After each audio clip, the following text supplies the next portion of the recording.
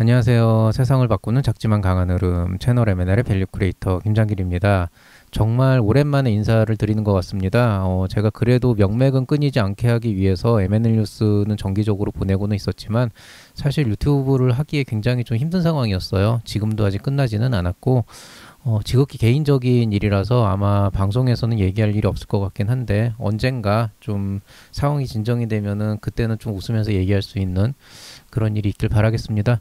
자, 오늘 사실 어떤 콘텐츠를 할지 고민을 많이 했어요. 여러분에게 전달해드리고 싶은 얘기도 많고 또 우리 제자들한테 하고 싶은 얘기도 굉장히 많았었는데 이렇게 이제 한 달 정도가 떠버리니까 뭔가 새로운 영상을 찍는 것 자체가 굉장히 많은 고민을 하게 되더라고요. 뜬금포가 계속 터지는 그런 이슈들이 나오기 때문에 그래서 최근에 제가 이제 학교에서 이제 수많은 제자들, 이제 예비 창업자들과 초기 창업자들을 만나면서 공통적으로 겪는 일들을 고민을 해보니 이번에는 M&L 컬럼으로 그렇게 까칠하지는 않지만 그렇지만 한 번쯤 생각할 거리를 던져드리는 것으로 시작을 하고 이후에 이제 세부적인 사항들을 여러분하고 같이 풀어나가는 것이 아마 이 한 달 정도의 정체기를 극복하는 어떤 방법이 되지 않을까 이렇게 생각이 돼서 오늘은 M&L 컬럼으로 준비를 했습니다. 자, 오늘 주제는 스타트업, 지금 당신이 해야 할 일은 이라고 하는 주제입니다. 굉장히 애매모호하고 좀 뜬금없는 이게 무슨 말인가 싶기도 하지만은 어쩌면 지금 한창 창업 준비를 하고 계신 분들한테는 이게 정말 되게 큰 이슈가 아닐까 생각을 해요. 지금 내가 할 일이 무엇인가? 이런 고민들을 한 번쯤 할 거라고 생각을 하거든요. 그 얘기를 지금부터 한번 하나하나 풀어가 보도록 하겠습니다. 자, 원래 창업이라고 하는 것은 정해진 규정도 없고 룰도 없고 정답도 없는 것이기 때문에 사실은 여러분 각각이 본인의 아이템에 맞게 또 본인의 어떤 현재의 상황이나 여러 가지 어떤 역량이나 기타 등등 여러 조건에 맞게 스스로의 스타일을 찾아서 스스로의 계획을 세우고 가는 어떤 그런 이제 요소들이 있죠. 근데 사실은 우리나라는 이 정부 지원 사업이나 투자 유치나 이런 것들을 워낙 시스테매틱하게 조직을 하다 보니까 또 이게 한 5년 정도 되는 기간 동안에 하나의 어떤 문화로 이제 고착이 되다 보니까 좋게 얘기하면은 좀 뭐라 그래야 되나 굉장히 인프라가 잘 구축이 돼 있다 이렇게 볼 수도 있지만 또 다른 편으로 보면은 뭐 안 좋은 건 아니지만은 굉장히 정해진 또 루틴을 따라가요. 그러니까 원하든 원하지 않든 정부 지원 사업이 뜨는 시기가 있고 그다음에 각종 지원 프로그램들이 뜨는 시기가 있고 하다못해 투자 유치조차도 1년 365일 24시간 진행이 되어야 하겠지만 펀드레이징이 이루어지는 기간이나 아니면 펀딩이 이루어지는 그런 기관들 또 각종 이제 주관기관이나 협업기관 공모나 뭐 이런 여러 가지 요소들을 감안을 해보면은 의외로 이게 패턴이 있다는 거죠. 그래서 여러분의 패턴들을 보면은 이거는 실제로 2018년도부터 거의 정해져 있었는데 1월, 2월, 3월 계속 시작을 해서 12월까지 가는 1년의 이 기간 동안에 보면은 대다수 예비 창업자나 초기 창업자들이 걷는 패턴이 거의 비슷하게 됩니다. 그리고 이 패턴을 어긋나서 물론 스스로의 이제 스타일을 추구하시는 분들도 있는데요. 그런 분들조차도 1월이나 12월이라고 하는 즉 연초와 연말이라고 하는 것과 각각의 3월, 6월, 9월이라고 하는 분기가 끝나는 시점 그 다음에 이제 뭐 6월, 7월이나 1월 같은 뭐 부가세 신고 기간이나 5월 종소세 시간이나 이런 식으로 뭔가 어떤 그 세금이나 이런 회계 처리를 해야 되는 그 시기가 딱딱 어떤 정해진 시기마다 이루어지다 보니까 의외로 비슷비슷한 시기들을 다 겪고 있습니다. 그런 관점에서 봤을 때 특히나 이 창업 지원 사업이나 이런 쪽에 조금 어느 정도 혜택을 받으면서 사업을 진행하시는 분들 같은 경우에는 지금 그림에서 보시는 것과 같은 이런 이제 패턴을 그리게 되어 있는데요. 이제 보통 한 12월 정도 되면은 이제 마무리라고 적어놨는데 실상적으로 대다수의 기업들이 크게 할 일이 없어요. 뭐 일부 이제 사업을 한창 이제 막 가열차게 진행하고 계시는 분들이 이제 투자 자금 끌어모아서 이때쯤에 뭐 제품 개발을 계속하고 있다든지 뭐 시제품 제작에 계속 박차를 가야 되든지 이런 어떤 그런 이벤트들이 있지만은 거의 대다수는 11월 말 정도 되면은 어지간한 프로그램들은 거의 다 종료가 되고 이제 마무리 단계에 있다 보니까 한 해를 정리하면서 뭔가 약간 침잠되어 있는 그런 시기가 오게 돼 있고요. 그러면서 이제 그 다음에 있는 정부 지원 사업이나 이제 정부 지원 사업, 청창사, 예창배, 초창배 초창패 같은 이런 지원 사업 또 뭐 디딤돌 같은 것도 있죠. 이런 이제 그 지원 사업들을 준비를 하게 해야 되는 그런 시점이 되게 돼 있죠. 그래서 12월 정도쯤 되면은 보통 한 해를 돌아보고 그 다음에 이제 1월 정도 되면은 사업 계획서가 본격적으로 나오기 시작을 합니다. 사실 이런 패턴이 있기 때문에 이제 채널 M&L 같은 경우에도 아무래도 연말에서 연초는 좀 정부 지원 사업이나 사업 계획서에 좀 중점적으로 얘기를 많이 해드리는 편이고, 꼭 뭐 채널 M&L이 아니더라도 각종 이제 창업 관련 채널들은 한 11월, 12월쯤 되면 거의 2023년 내년도 예창패, 초창패에 대한 얘기를 막 이제 하기를 시작해요. 이제 그만큼 이제 그 여러분의 관심이 이제 모여드는 시기다 이렇게 보시면 되겠습니다. 어쨌든 이제 그런 이유로 이제 1월이 시작이 되면은 1월 중순부터 청창사가 뜨기 시작하고 이제 2, 3월 중에 예창패, 초창패가 뜨기 시작하면서 거의 한 해의 반 정도, 그 중에서 5월 정도까지는 거의 대부분 정부 지원 사업에 몰빵을 합니다. 그리고 이제 디딤돌 같은 게 끝나고 예창패, 초창패가 끝나고 이제 발표 평가까지 끝나서 이제 어느 정도 협약이 이루어지는 5월, 6월쯤 되면은 본격적으로 이제 여러분이 이제 사업 활동을 하기 위해서 시제품 제작 알아보고 사업자 등록 알아보고 뭐 이제 기타 고용이나 매출 같은 거에 대한 고민을 해보기 시작을 하죠. 사실 매출 같은 경우도 뭐 1년 365일 그 시기를 안 타는 경우가 있기도 하지만은 대다수 보면은 그 제품이 나오고 사람들이 소비를 많이 하는 시기가 연말보다는 이 중반이 되게 많아가지고 요때쯤이 조금 더 이렇게 집중되는 것도 있어요. 물론 요것도 뭐 케이스 바이 케이스로 조금 다르긴 합니다만은 좀 그런 것들도 있고요. 그 다음에 이제 보통 정부 기관 같은 경우에 보통 보면은 대부분 그 예산이 1월달, 2월달에 집행이 시작해서 12월에 끝나거나 아니면 3월 전에 끝나는 경우가 되게 많거든요. 그러다 보니까 보통 3월에서 12월 사이에는 요 사이가 창업교육이나 멘토링이나 어떤 세미나 네트워킹이나 경진대, 공모전 같은 것들이 굉장히 많이 나오는 시기가 되죠. 그래서 요새 여러분 그 K-스타트업 제가 뭐 따로 올리겠지만 보시면은 맨날 나오는 게 입주기업 모집하고 경진대회 나오고 하는 게 사실은 이제 예산이 이때쯤에 풀리기 때문에 그 예산을 이제 소진하는 부분들, 뭐 소진이라 그러니까 조금 안 좋은 의미 들릴 수도 있는데 어쨌든 간에 그 예산을 써서 뭔가를 해야 되는 그 시기가 딱 요맘때쯤이 될 수밖에 없는 거죠. 그래서 앞으로도 계속 나올 거기 때문에 이거는 조금 더 계속 보시면 되고요. 그 다음에 이제 사업계획서가 마무리가 되고 지원 사업이 어느 정도 된다 그러면은 그 다음에 이제 많이들 고민하는 게 이제 추가 자금 확보. 그 중에서도 이제 그 투자 유치라고 하는 요소를 생각을 하죠. 실제로 투자 유치 같은 경우에는 보통 펀딩 기간을 한 7년 정도 잡고 그 중에서 투자를 한 4년 정도 잡기 때문에 보통 이렇게 1년 단위로 이렇게 분기가 끊어지진 않습니다. 왜냐하면 대부분의 VC나 AC들은 조성하는 펀드가 하나 두 개가 아니고 보통 여러 개를 동시에 돌리기 때문에 어찌됐건 간에 마감을 앞둔 펀드들도 있지만 이제 막 시작을 앞둔 펀드들도 있고 그러다 보니까 이제 이 투자 유치는 거의 1년 365일 진행이 된다고 하는데 근데 실상적으로 만약에 여러분이 팁스를 고민한다 그러면 팁스는 보통 전반기에 많이 일어나요.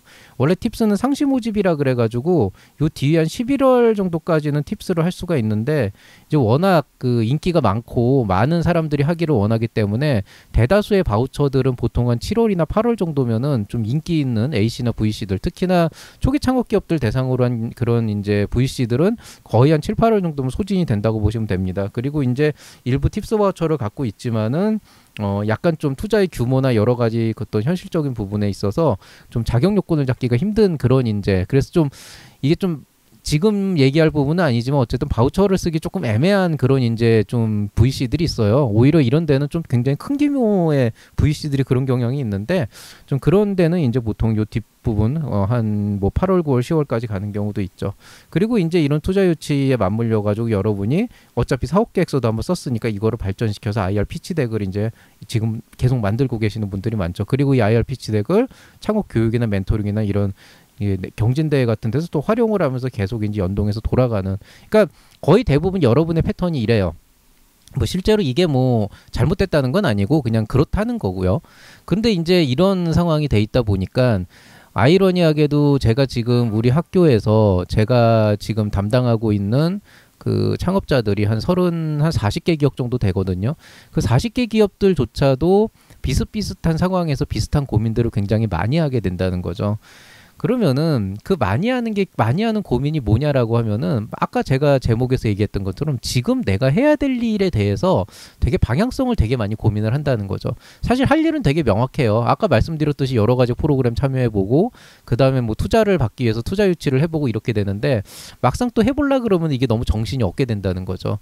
그러니까 제가 지금 얘기하는 지금이라고 하는 거는 조금 전에 보셨던 이 예비 초기 스타트업의 1년을 놓고 봤을 때 한 6월, 7월쯤에 해당하는 뭔가 중간에 껴있는 추경이 나올지 안 나올지는 모르겠거든요. 근데 보통 추경 같은 건 기대를 안 하는 게 좋아요. 왜냐하면 이게 나오면 땡큐인데 추경이 나올 거라고 생각을 하고 뭔가를 준비하다 안 나와버리면 너무 데미지가 크기 때문에 추경은 그냥 보너스 같은 거라고 생각을 하게 되면은 실상적으로 정부 지원 사업 대부분은 전반부에 끝났고 투자 유치만 남겨둔 상황에선 사업 열심히 하면서 이런 거 참여하는 거 말고는 없다는 거죠. 그러니까 이 사업 활동이라고 하는 건 근데 특이할 게 없어요. 왜냐하면 어차피 내가 해야 되는 거잖아요.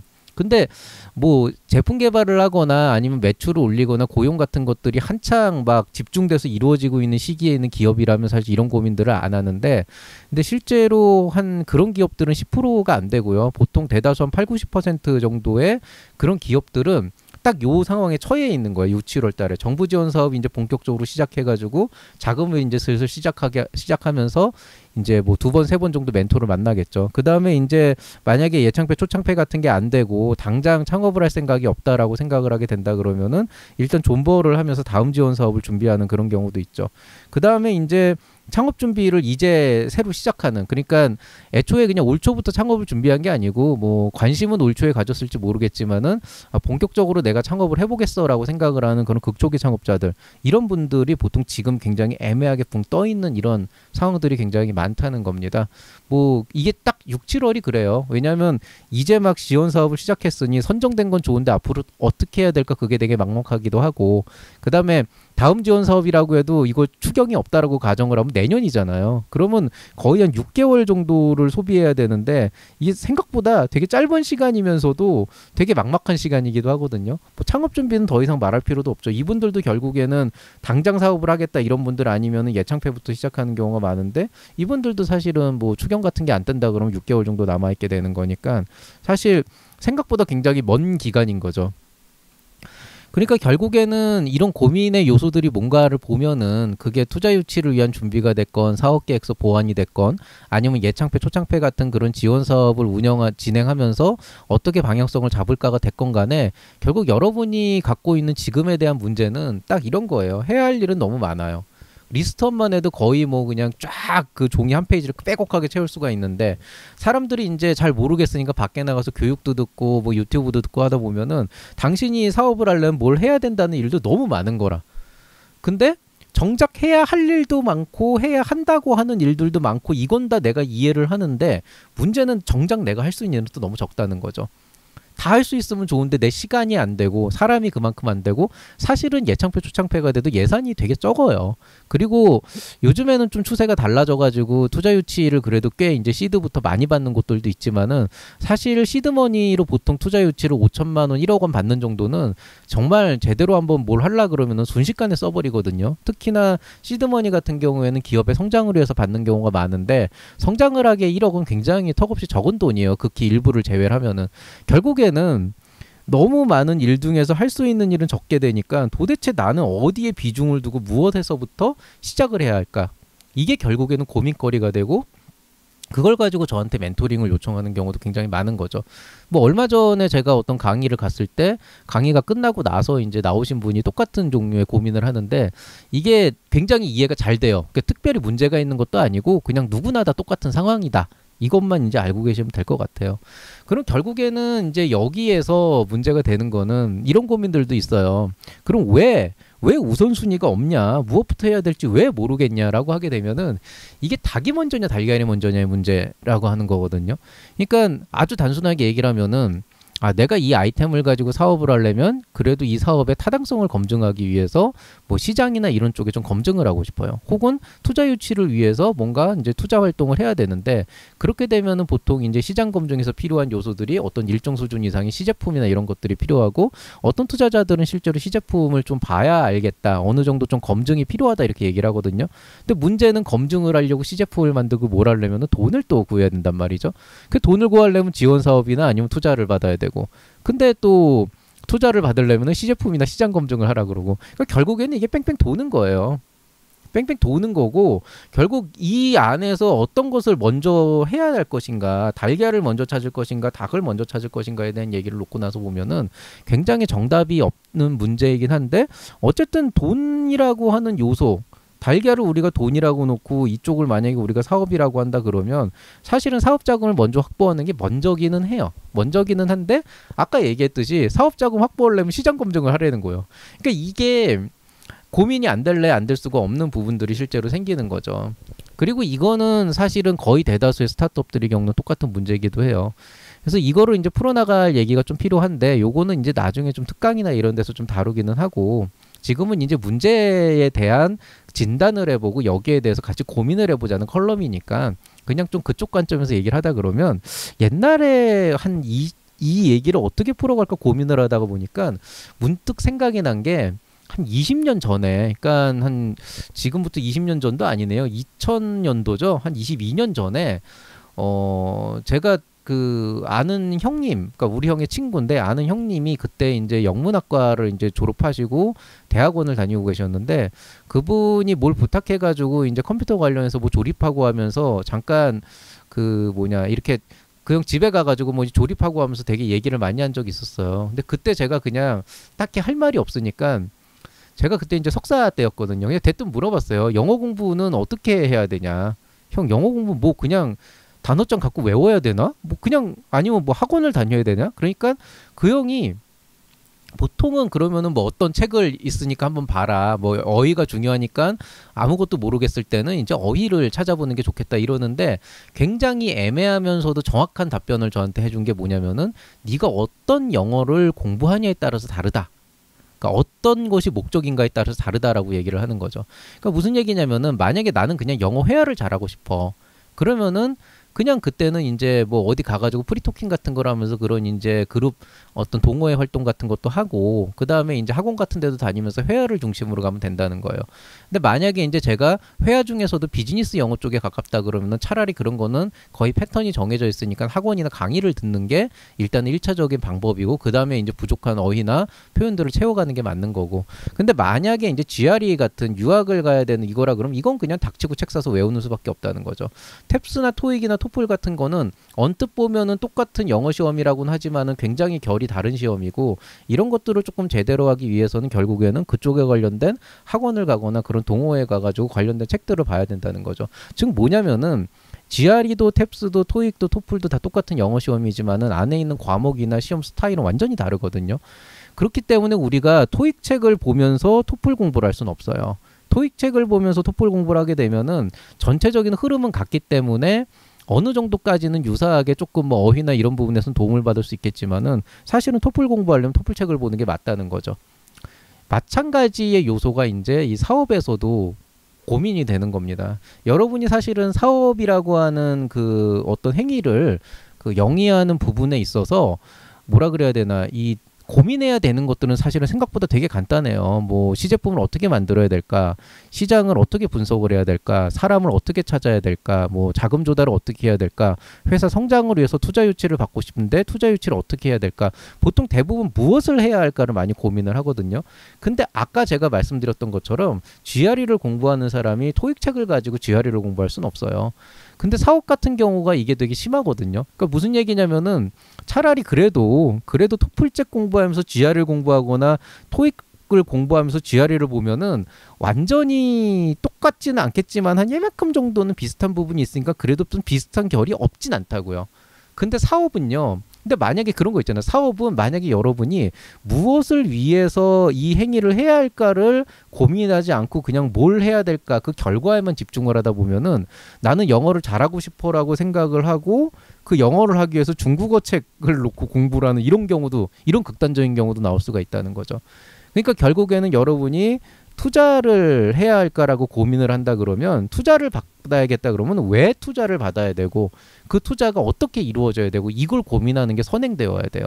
그래서 요즘에 제가 그 대부분 저한테 오는 그런 수많은 멘토링들 보면은 그 멘티분들이 이런 종류의 고민을 갖고 오면은 저는 좀 근본적인 거를 짚어주고 다시 오라고 해요. 왜냐하면은 제가 정답을 알려줄 수는 없고 이제 스스로 그걸 좀 찾아오길 바라는 거기 때문에, 이제 그 뭐냐, 네가 투자를 받고 싶다 그러면 예를 들어서 그러면은 왜 투자를 지금 받아야 되냐고 생각을 하는지, 그럼 자금이 더 필요해서, 그럼 자금이 왜 필요한 건가? 그럼 자금이 있어야 내가 지금 임상을 하고 뭐 실험을 해볼 수 있고 뭐 시제품을 만들 수 있으니까, 그러면은 그 시제품이 돈을 들여서 나오기만 하면은 바로 사업화가 이루어지냐? 그럼 또 그건 또 아니라는 거죠. 그러니까 이게 되게 애매한 부분이 생겨요. 그러니까 사업은 어디까지나 사업스러워야 되는데 이런 식으로 뭐 왜 돈이 필요해? 왜 투자를 받아야 돼? 왜 기업이 성장을 해야 돼? 그래야 될 이유가 있어? 이런 식으로 파고들다 보면은 결국에는 본인도 내가 왜 지금 투자를 받을 생각을 했지? 이렇게 고민을 하게 되는, 이런 굉장히 애매한 그런 고민들을 하게 되는 거예요. 무슨 얘기냐? 지금 여러분들이 굉장히 많이 하는 실수가 있어요. 그 대표적인 실수 중에 하나가 뭐냐면은, 나는 시장 검증을 해서 시제품을 만들어야 되는데 돈이 부족해서 큰일이다, 이 고민을 하는 분들이 있어요. 그럼 저는 보통 뭘 얘기하냐면, 시장을 왜 검증해야 되냐부터 고민을 하라 그래요. 회사의 성장을 위해서 투자를 받아야 한다? 이거는 제가 불과 일주일 전에 그 어떤 강의에 갔다가, 특강에 갔다가 거기 끝난 이제 대표님이 나와가지고 이런 고민들을 저한테 하시길래 제가 대표님한테 그 얘기를 했어요. 자, 대표님이 하시는 사업은 제가 볼 때는 뭐 이렇게 성장을 해야 하는 상황은 아닌 것 같다. 그러니까 무슨 얘기냐면은, 우리가 맨날 뭐냐 스타트업 해가지고 J커브 그리고 뭐 해야 된다고 막 이렇게 얘기를 하는데, 그 대표님이 하시는 사업은 오히려 이런 J커브보다는 안정적으로 기반을 다져가지고 굉장히 오랫동안 서서히 성장하는 곡선을 가지는, 즉 투자를 꼭 하지 않고 가는 그런 성장을 해도 괜찮은 종류의 업종이라고 생각을 하거든요. 그러니까 무슨 얘기냐면은, 뭐 채널 M&L 같은 경우가 대표적인 사례인데, 이 채널 M&L은 어쨌든 성장을 합니다. 제가 7월 말부터는 구독자 이제 다 그 비공개하는 거를 다 없앤다 그래가지고 그냥 일부러 일찍 공개를 해놨는데, 구독자 보시면 알겠지만은 저희 지금 구독자가 8,000명이 조금 안 돼요. 참고로 재작년에 처음 시작했을 때 1,000명 모으는데 6개월인가 7개월 걸렸는데, 그래도 작년 올해 또 올 하반기까지 넘어오게 되면서 제법 커져가지고 거의 한 8,000명 정도까지 근접을 한 것 같아요. 이제 7,900명 정도인데, 근데 사실은 그냥 일반적인 다른 유튜브를 보게 된다 그러면, 다른 유튜브들은 뭐 순식간에 100만 찍고 이러는 거 되게 많잖아요. 그렇게 따지면은 제 유튜브 채널은 성장 못하는 거거든요. 근데 그렇다고 해서 제가 돈을 때려박아가지고 이거를 뭐 콘텐츠를 다각화하고 뭐라고 한다 그러면 유튜브 채널 자체는 성장을 하겠지만은 정말 실익이 있을까? 오히려 4시간만 쓰고 그 남는 건 없고 오히려 더 스트레스를 받는 게 아닐까? 이렇게 생각을 할 수도 있다는 거죠. 그러니까 저 같은 경우에는 분명히 선택을 했고, 제 유튜브 채널은 그냥 이런 성장 곡선을 그리고 있어요. 그러니까 내년에 한 10,000명쯤 될 거고, 후년에 한 20,000명쯤 될 거고, 그냥 이렇게 저는 보고 있는데, 그래도 상관없는 게 저는 앞으로 10년 동안 할 거고 10년 동안 다뤄야 될 창업 이야기는 너무 많거든요. 저 혼자서만 해도 진짜 한도 끝도 없는 그런 내용들이 너무 많기 때문에 저는 그렇게 이제 본단 말이에요. 마찬가지로 그 대표님의 사업도 제가 개인적으로 보는 기준에서는 그렇게까지 투자를 받아서 급하게 성장을 하는 것보단 내실을 좀 다진 다음에 뭐 성장이 정말 필요하다 그러면 나중에 좀 어떤 포트폴리오를 그리는 게 더 맞다고 생각을 해요. 물론 이제 그 대표님의 입장에서는 빨리 성장을 하지 않으면 안 되는 어떤 업계의 사정이라는 게 있을 수도 있고, 그 다음에 그게 아니고 뭔가 좀 빨리 하지 않으면 뭔가 좀 추월을 당할 수 있는 그런 요소들도 있을 수도 있고, 아니면 이제 본인이 지금 하고 있는 거 이외에 추가적으로 뭔가 확장 계획을 세우고 있는 걸 수도 있겠죠.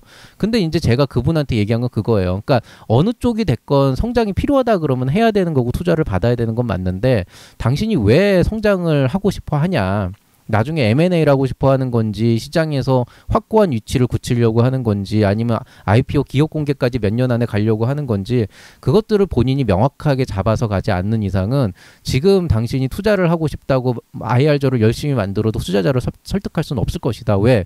투자자에게 저 회사 성장시키기 위해서 돈을 주세요가 과연 얼마나 먹힐 거냐는 거죠. 실제로는 투자자들은 우리 회사가 이렇게 성장해서 이런 가치를 보여줄 테니까 거기에 같이 참여를 해서 나와 같이 걸어가지 않겠니라는 어떤 비전을 보여줘야 되거든요. 근데 이제 이 대표님이 이제 오해를 하신 거는 VC, A씨들이 자기들을 성장시켜 준다라고 얘기를 해요. 근데 VC, A씨는요, 대표님들이 가고자 하는 길에 같이 동승을 해서 뭔가 같은 길을 걸어가면서 이렇게 뭔가 서로 밀어주면서 이렇게 도와주는 곳이지, 대표님이 하고 있는 사업에 이래라 저래라 간섭을 하면서 성장을 시켜주는 것은 아니에요.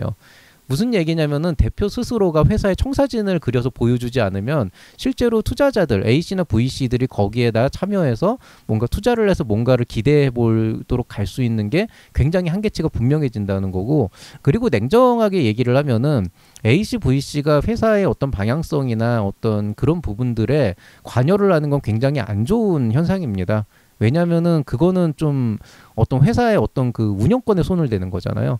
그러니까 실제로는 여러분이 왜 성장을 해야 되냐를 찾아야 되는 이유는 투자를 받기 위해서는 그 정답을 여러분이 만들어서 제시를 해야 되는 거예요. 나중에 바꾸는 한이 있더라도. 그러니까 여러분이 방금 얘기했던 것처럼 시장 검증을 해서 시제품을 만들어야 된다라는 생각을 했다, 성장을 해서 투자를 받아야 된다 생각을 했다 그러면은 사실 그거를 좀 구체적으로 파보면 굉장히 재밌는 게 여러분의 그 계획이 시제품과 투자 유치에 있지, 내가 이 시제품을 만드는 게 어떤 의미가 있고 이 제작을 어떤 걸 지향하고 있는지가 없어요. 그냥 일단 만들고 밖에 내보자. 그럼 아니면 어떻게 할 거냐? 아니면 그걸 그때 가서 생각을 하더라고요. 근데 시제품을 만들고 아니게 되잖아요. 그러면은 설사 거기에 큰 돈은 안 들어갔다 그래도 여러분이 시간은 들어갔다고요. 근데 그 시간이 사실 1년, 2년이 지나면은 그냥 단순하게 아직 젊으니까 뭐 괜찮다 이런 식으로 하기에는 조금 안타까운 부분들이 분명히 있어요. 분명히 있기 때문에 요거는 제가 뭐 나중에 또 한번 얘기를 하겠지만은 어찌됐건 간에 여러분이 시장 검증을 해야 된다 그러면은 시제품을 만들어서 시장 검증을 한다의 목적을 두는 게 아니고, 자, 시제품을 만든다? 시장 검증을 어떻게 한다? 그럼 그 검증이 의미하는 게 무엇이고 그 검증 이후에 무엇을 할 것인지 거기에 대해서 좀 구체적으로 고민을 해봐야 돼요.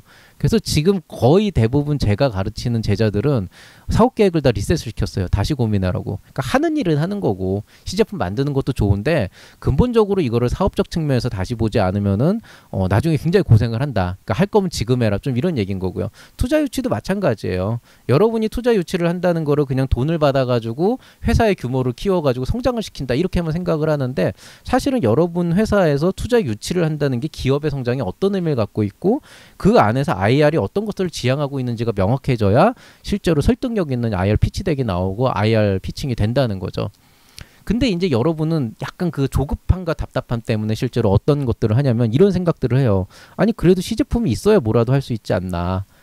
아니 뭐 투자자를 만나도 어딜 가도 검증해봤냐, 시제품 만들어봤냐, 안 그럼 믿을 수 없다 이런 얘기들이 있는데, 그런 이제 고민들을 많이 하시고, 또 한 명은 자금이 있어야 뭐라도 할 수 있는 거 아니냐, 나는 자금 없다, 이거 뭐 어떻게 해야 되는 거 아니냐 이런 이제 얘기를 하는데, 이게 틀린 말은 아니에요. 틀린 말은 아닌데 정말 미안하지만은 사실은 이거는 조금 냉정하게 여러분의 사업을 재점검해 볼 필요가 있어요. 그러니까 무슨 얘기냐면은 사업 자체나 아이디어 자체가 잘못된 건 아닌데 보통 이런 얘기가 나올 정도면은 여러분이 이 사업을 남들한테 어필을 하고 설명을 하는 부분에 있어서 뭔가 미흡한 게 생긴 거예요. 그래서 사실은 이런 부분들에 대한 것들은 좀 근본적인 고민이 필요한데, 이런 거는 좀 사례 연구를 통해서 풀어가야 되는데, 요거는 나중에 특강에서 한번 얘기를 하겠습니다. 어쨌든 틀린 말은 아니고 맞는 말이긴 하지만 이건 분명히 여러분이 많이 하는 오해 중에 하나예요. 시제품이 있어야 뭐라도 할 수 있고 그게 있어야 되는 시점은 있지만은 대부분의 예비 초기 기업들은 꼭 어떤 시제품이나 자금이라고 하는 요소가 플러스 알파적인 요소가 될 수가 있지만은 그게 결정적인 한 방이 되진 않아요. 오히려 그 결정적인 한 방이 시제품이 아직 안 나왔어도 자금이 조금 부족해도 그거를 커버할 수 있는 뭔가를 만들어낼 수 있는 그런 요소가 되거든요. 그래서 제가 항상 킥을 찾으라고 하는 거죠. 자, 그러면은 이제 여기까지가 보통 예비 창업자, 초기 창업자분들한테 하는 얘기라면은 극초기의 예비 창업자가 해야 될 일은 무엇일까? 뭐 이거 되게 질문이 많이 나오더라고요. 이제 창업 교육이나 멘토링 같은 게 되게 많이 있고 이런 무료 프로그램들이 많은데 이런 것들을 열심히 듣는 게 과연 도움이 될까요? 이 질문을 제가 지난 한 3, 4개월 동안 한 두세 번 그 온라인상에서 받았고 오프라인상에서도 굉장히 많이 받아요. 저는 일단은 적극 권장하는 편이에요. 왜냐하면 아무것도 모르겠고 뭘 어떻게 시작해야 될지 모른다 그러면 일단 뭐라도 시작하고 보통 제가 정말 극초기고 그러다 그러면 저는 수업이나 멘토링을 그냥 들으라고 하지 않고 일단 뭐라도 아이템이라도 생각해서 이걸 판다고 생각하고 사업계획서를 한번 써보라 그래요. 그리고 그 사업계획서를 써본 다음에 거기에서 미진한 부분들을 어떻게 써야 될지를 교육이나 멘토링으로 풀어가면서 하나를 맞춰보고 그 한 사이클을 돈 다음에 본격적인 사업 고민을 해봐라 이런 식으로 보통 지원을 하는데 이것도 사실은 뭐 꼭 정해진 어떤 루틴은 아니고 제가 가르치기 편한 방법인 거고 어쨌든 교육이나 멘토링이 분명히 아무것도 안 하는 것보다는 도움이 되는 건 사실입니다. 그래서 저는 뭐 적극 권장하는 편인데 문제는 이제 뭐냐면은 아까 얘기했듯이 토익을 공부하려면 토익 책을 봐야 돼요. 토플을 공부하려면 토플 책을 봐야 되는데 이 창업 교육과 창업 멘토링이 사실은 좀 무분별하게 돌아다니는 문제들도 있고 그 다음에 여러분이 어떤 목적성을 확실히 하지 않으면은 오히려 득보다는 그냥 시간 낭비인 경우도 되게 많아요. 사실이 그래요. 그러니까 이제 이런 것들이 뭐 세금을 과하게 쓴다 뭐 이런 욕도 많이 먹고 있는 건데 사실 그렇게까지 매도할 정도의 그런 사항들은 아니에요. 왜냐면 이거 굉장히 가성비 좋고 단가 안 나오는 일이기 때문에 요거에 대해서는 제가 나중에 따로 이제 코너를 좀 얘기를 하겠지만은 어쨌든 요즘 퀄리티 굉장히 좋아지고 있고요. 다만 이 정부 지원 사업에서의 어떤 교육이나 멘토링이 가지는 원죄가 있어요. 이 중기부에서 창진원으로 이어져서 이제 각각의 주관기관으로 넘어가는 과정에서 교육과 멘토링이라고 하는 것들이 이 정부 지원 사업으로 풀어졌을 때 가지는 원죄들이 있어요. 이런 것들이 사실은 창업교육이나 멘토링을 잘 들으면 좋으면서도 주의해야 될 점이 되게 되는 건데 요거에 대해서는 제가 공개 강조는 안 하겠습니다. 이거야말로 특강으로 할 거고요. 이번 주 정도에 한번 짜보기는 할게요. 제가 솔직히 이번 주도 좀 장담을 못 하겠는데 어쨌든 고민을 해보겠습니다.